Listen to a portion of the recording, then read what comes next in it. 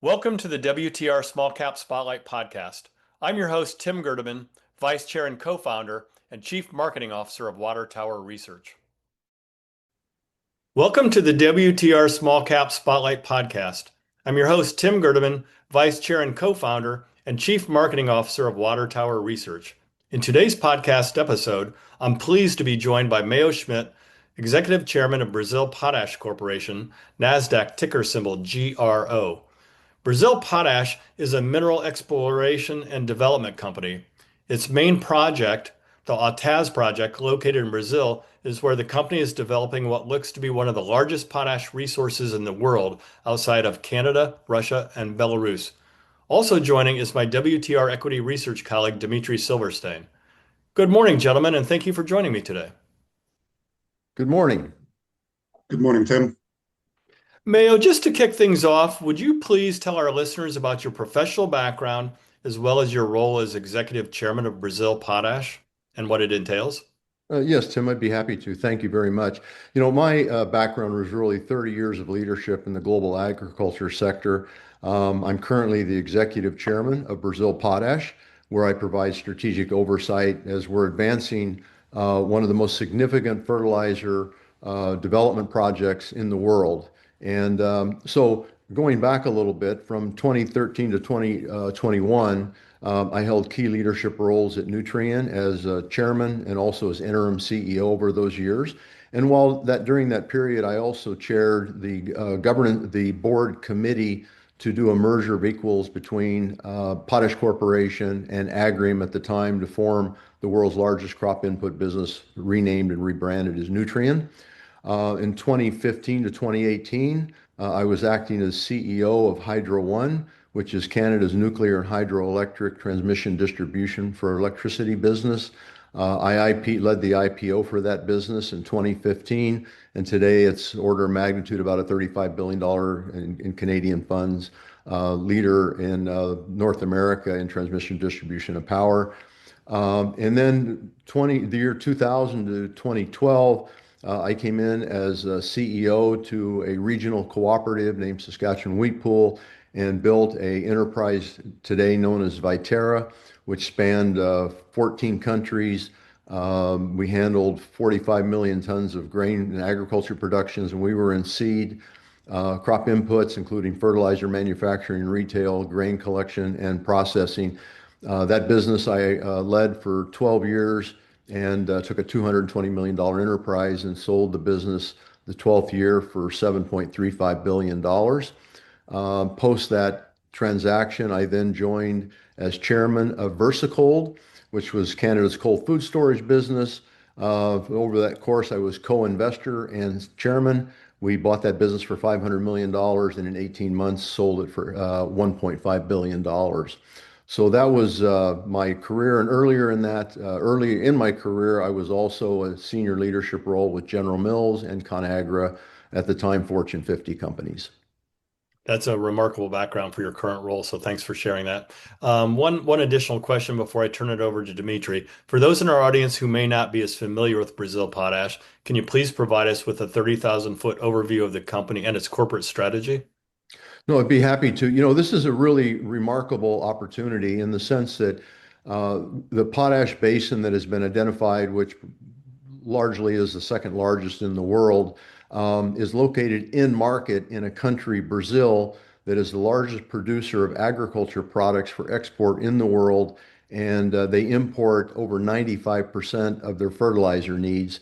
So really, when you look at a country that's exposed to geopolitical issues that are occurring in the world, which includes areas of conflict, we've got sanctions, embargoes, rail strikes, port congestion. And we look at this and say, we are adjacent to the largest agriculture production in Brazil, one of the largest in the world that grows 2 to 3 crops a year on every acre.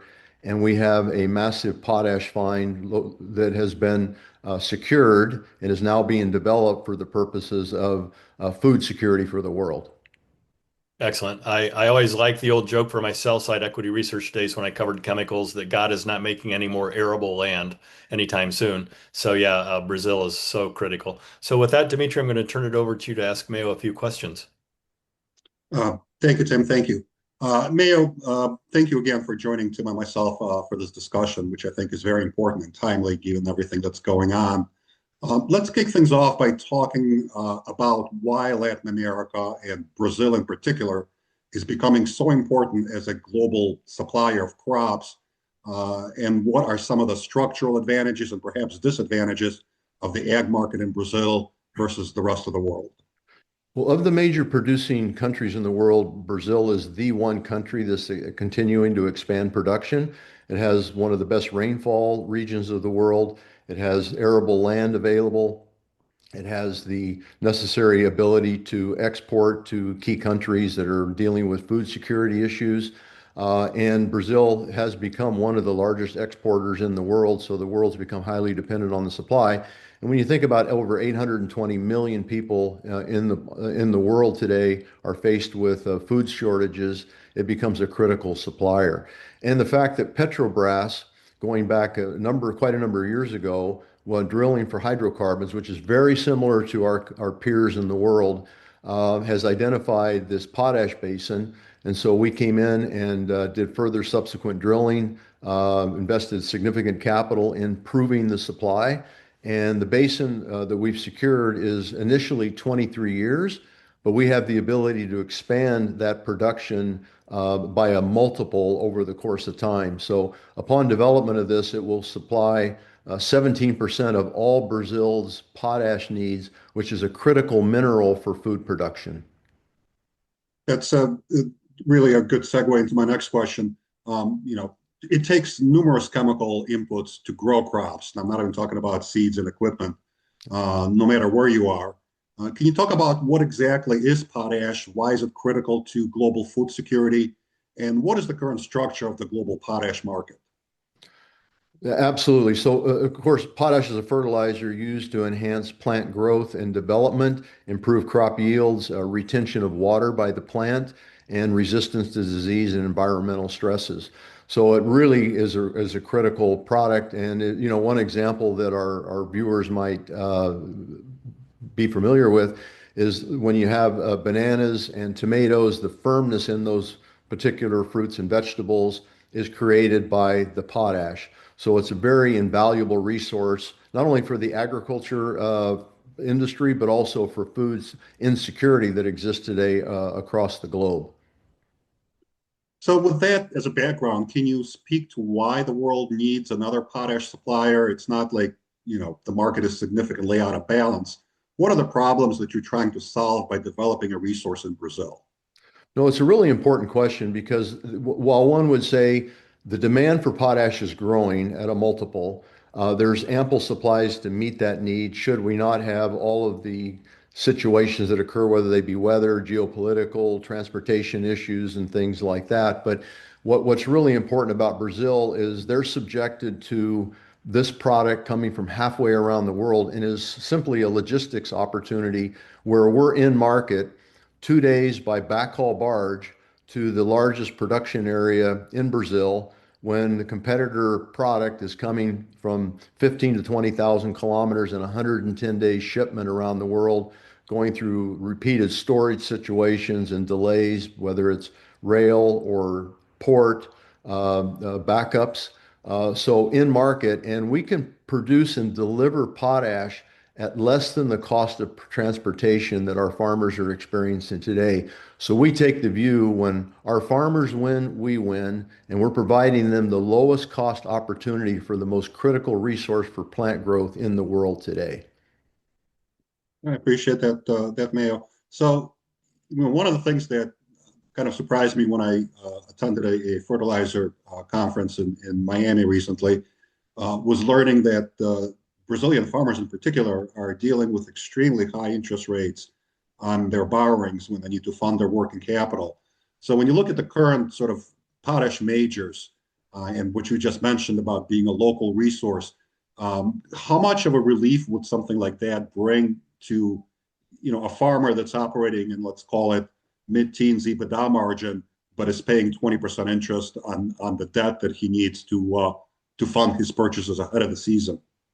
Well, and I think it's a great question, and it's been complemented by the fact that 91% of our anticipated production is already pre-committed for the next 10 to 17 years at market price. So our producers of crops believe that this lowest cost production of fertilizer in the world delivered directly to their storage facilities is going to provide them an opportunity to reduce their costs. So they're paying at market prices with an idea that we are going to be the lowest cost provider in the world. But the security of supply becomes most critical for them, and as they want to do it at a cost competitive basis. So frankly, we think that the production of in-market adjacent to the production of crops with backhaul barges that are already going to market empty is the best solution a farmer could ever imagine being in market. Not only that, but the security of supply.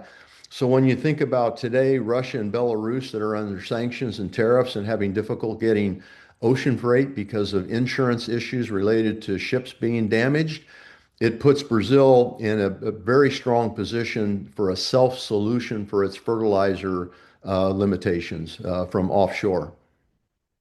Understood. It certainly is helpful when you can cover 15 to 20% of demand in Brazil with an asset that's in Brazil. Obviously, it's Absolutely, not and going that's to. just the first stage as well, Dmitry. We have the ability to double and triple that production because of the size of the basin that we're dealing with. So this is really only the entry point, and it just gets better from here. Great. So that brings me to my next question. Let's dive a little bit deeper into the Brazil Potash Project. Where does it currently stand with respect to quantifying the resource, the feasibility studies of production, permitting, government support, funding? Yes, no, thank you. Well, one is certainly the basin is proven. There's been samples done. The test to drill one sample is $1.5 million. There's been over 40 tests that have been done to prove the supply, so that's done. The plant over the last 7 or 8 years has required application and securing permits. We have secured all of the permits necessary, which is 21 in total, for beginning our construction. The land has been acquired, and frankly, it's a small footprint in that if you think of a shopping mall, that's the size of the plant above ground. And then we go over 800 meters below the ground to harvest the fertilizer. So, and it's all natural products, so there's no chemical. It's hot water, steam, bringing up a natural product to go back onto the farmer's fields.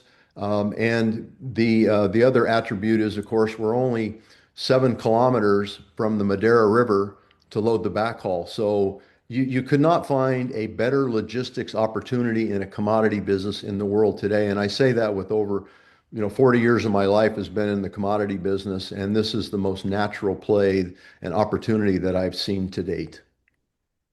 Great. So it sounds like it's both the quality of the resource, the location of the resource. It's really is a logistics play in many cases when it comes to a new entrant entering what's essentially a balanced market, but with a lot of geographic advantages. And we didn't even talk about the geopolitical advantages and what happens if the current trilateral negotiations for U.S., Canada, and Mexico don't go the way we anticipate. Canada is one of the biggest, or if not the biggest producer and supplier of potash, particularly into Brazil. Having a resource that's local, but also having a resource that's capable of exporting back into North America may be of interest to a lot of people.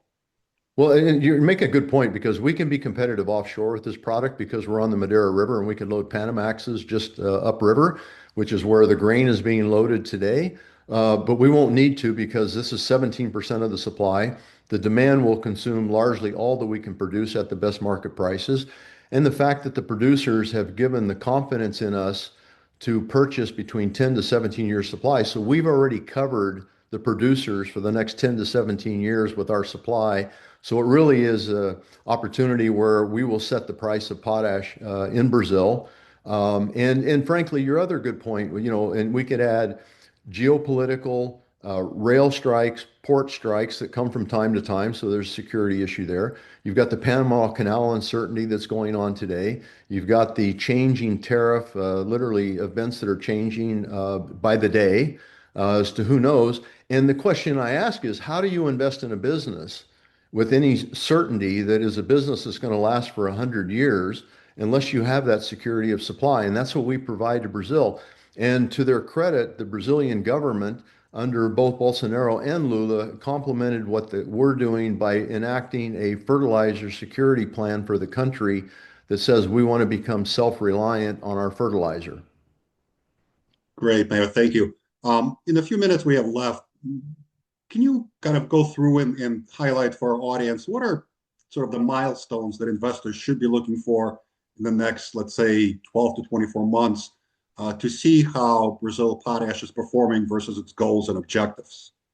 Yeah, that's a really good question. And the fact that we're proceeding, our methodology has been to secure steps along the way. And so one is we've got the actual footprint is prepared. Secondly, is we're preparing to put in the power line, which will be 200 kilometers. And interestingly enough, it's 80% hydroelectric, which the governor of the state will also add off of our transmission line 200,000 people that are on diesel generation today. So announcements such as that, when we prepare to build the port, these are all opportunities where they'll see us mechanically moving along in development of this opportunity.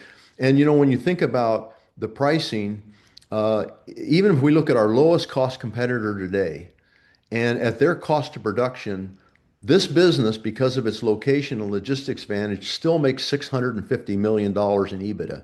On an at-market basis, on CRU's estimated prices, on an average market, it's $1 billion in EBITDA, with 70% of the high being at 1.5 to 1.6 billion in EBITDA. And this business industry is trading at about a 9 to 9.5 times multiple of its EBITDA.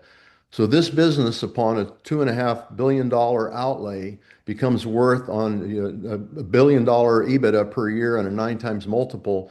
It becomes worth a very valuable asset. And that's even before we expand the second and third phase. But starting with the first phase is seeing us mechanically move forward with the development, which is what we've been doing in securing this. So we've got 3 offtake agreements, which is 91% of our production, which was necessary because the banks are very supportive of that with the financing. And it's really that mechanical stepping forward to make sure that we have certainty of supply along the way. Great. Thank you very much. Thank you, Dmitry. Well, Mayo, thanks so much for this discussion about Brazil Potash. And Dmitry, thanks for the thoughtful questions. And I wish you both a good afternoon. Thank you. Wish you the best. Appreciate the time. Thank you for listening, and don't forget to subscribe, as well as visiting www.watertowerresearch.com to stay up to speed on the company's small cap written research reports, podcasts, fireside chats, industry-specific symposiums, and conference schedules. We will see you next time for another edition of the WTR Small Cap Spotlight podcast. Finally, a special thanks to the producer and editor of the podcast, Krista Fitzpatrick.